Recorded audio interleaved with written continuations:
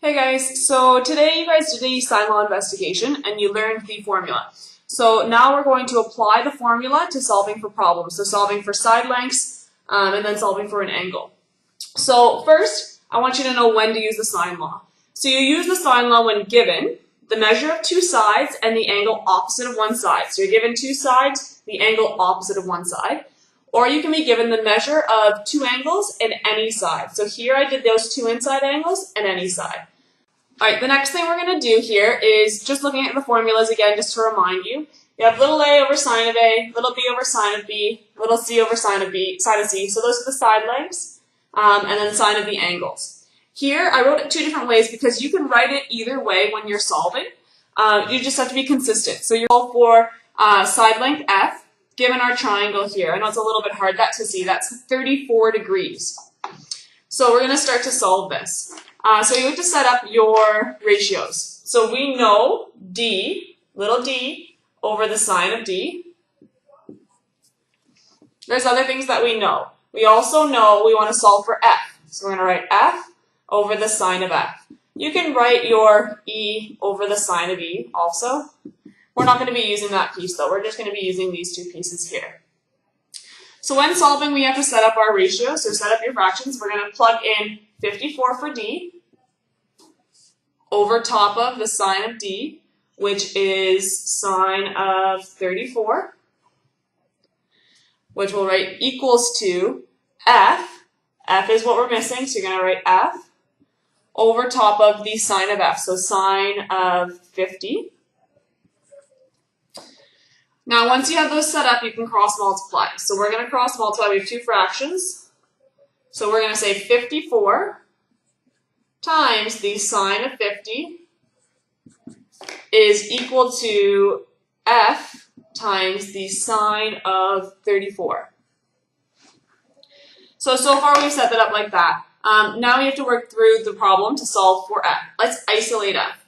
Well, to isolate f here, we're going to have to divide by the sine of 34 on both sides. So divide this whole term by the sine of 34. If you want, you can calculate in decimals, but if you calculate in decimals, it's not the most exact. So here, when you're solving, if you put this whole part into your calculator, if you put 54 times the sine of 50, press equals, then divide by the sine of 34, you're going to get that equal to side length f. So here you'll find out that side length f is equal to 74 centimeters when you do that in your calculator. Alright, so we're going to do one.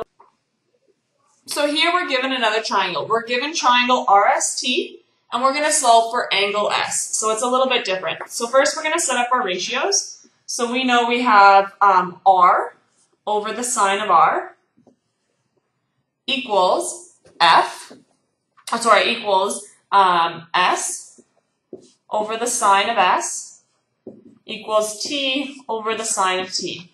We'll use what you're trying to solve for, so you're going to use these two. Plug in your values. We know that R is 78 divided by the sine of 47 equals S is 106 divided by the sine of S. So here we're going to cross multiply. When we cross multiply, we're going to get 78 times the sine of S equals 106 times the sine of 47.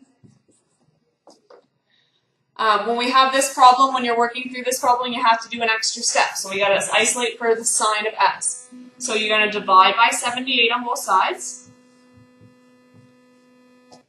Your 78 should cancel on this side. So I'm going to write with what you're left with on this side, just so that you're able to see. So we are left with the sine of S is equal to 106 times the sine of 47 divided by 78. So it's all divided by 78. So here you have to solve for S. Anytime you're solving for an angle, you have to isolate it, so you're going to have to think I can do the opposite. So doing the opposite would be that I'm doing the sine inverse. So you're going to do the sine inverse of 106 times sine of 47 divided by 78. When you do the sine inverse of this problem, make sure that you're putting it in. If you need your calculator is a little bit backwards, you could do this whole top part, press equals, then solve for the bottom part, and then do the sine inverse of that decimal. Won't give you the most exact answer. Putting this whole thing into your calculator with the sine inverse will give you the most exact answer. So we'll solve for angle S, and we find that angle S is 84 degrees. And we're all done. So make sure you guys complete the quiz, and I will see you tomorrow.